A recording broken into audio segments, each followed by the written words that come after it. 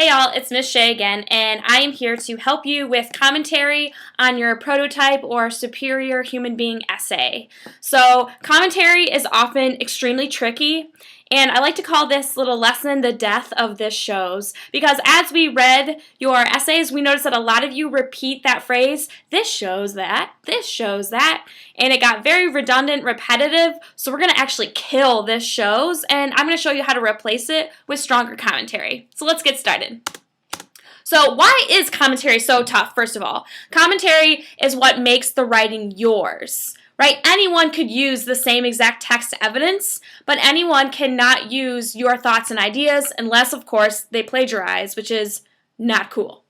But commentary requires deeper level thinking, and it can't be found in the text, so you can't hunt around for it. It actually requires thinking, and let's be honest, thinking is often laborious, and it's hard. Not gonna lie, even for teachers, thinking critically and in depth can be very hard.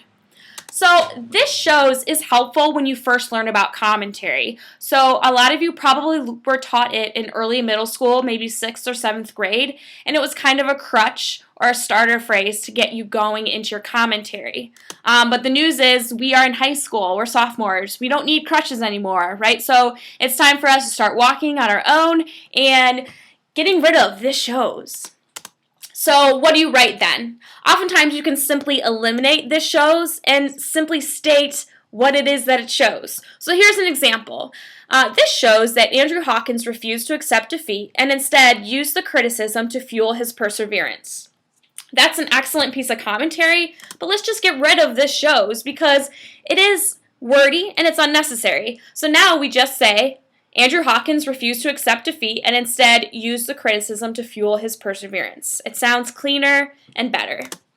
Look through your commentary and see if you can cross out the this shows and still have the sentence make sense. That's our first step in commentary. So why don't you go ahead and pause this for now and kind of hunt around for any this shows and see if you can get rid of it, and then come on back for more commentary tips.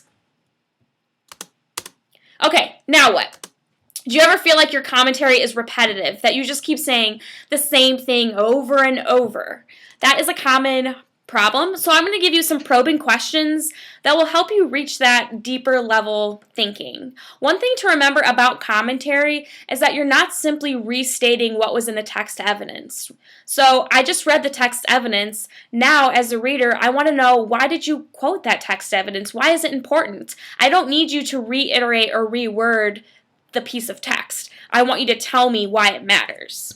So your first probing question is, why is this piece of text evidence worth quoting? How does it connect back to your claim?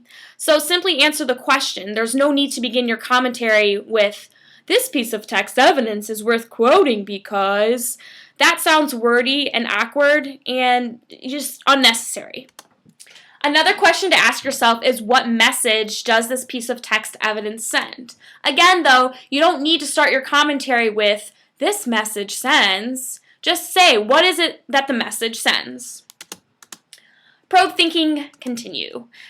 Defend the text evidence and/or trait to a critic. Anytime you write an argumentative paper, you want to imagine that there's a group of people who disagree with your claim, and you have to constantly battle and defend that claim.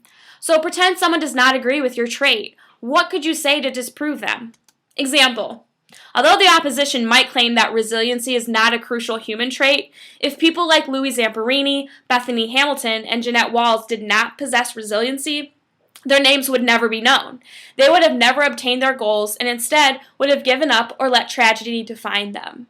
This one is awesome because it's really proving to me why that trait or why that piece of evidence is crucial. So even if I try in my mind to counter them, they're anticipating that I'm going to do that, and they already refuted my, counterclaim without me even having to say anything. Probing thinking continued. Compare the text evidence to a previous piece of text evidence. So find the link or the connection. This is also called synthesizing, but it's when you're taking, multiple authors or multiple pieces of evidence and linking them. So here's a great example of commentary that would come after a piece of text evidence. Similar to Alexa Mead, Jeanette Walls also proves that innovative thinking is a superior trait that sets her apart from other human beings. Both Mead and Walls demonstrate divergent thinking that is not recycled but fresh and new. So again, this shows deeper level thinking because it's linking the two authors together and what they have in common. Probing questions continued. Defend your case. Why is this trait better than another trait? What would happen to a human who does not have this trait? So if you're arguing that these top 3 human traits are absolutely vital, necessary for a successful human being to tackle challenges and push limits, then you've got to defend it. So here would be an example. This perseverance is crucial because without it, Hawkins would have simply given up and pursued another career. He might even wonder what would have happened if he just tried, a little bit harder, if he tried more than one idea. Then he'd live a life of regret and never really challenge himself. So again, this is strong commentary because it proves to me that this text evidence and therefore this trait is absolutely important, crucial, can't live without it.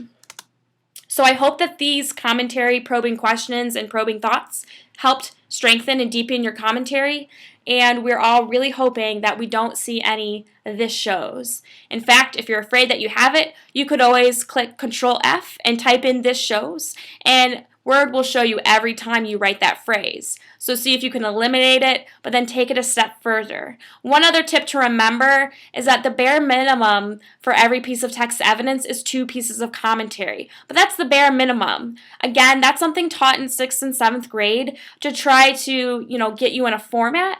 But because we're in 10th grade, we can go way beyond 2 pieces of commentary. We can go, as much commentary as we really want. The more commentary, the better, because like I said, anyone can find a piece of text evidence, but not everyone can have those deep thoughts that you have and we value, and that really sell your argument. Okay, guys, thanks for watching, and see you later.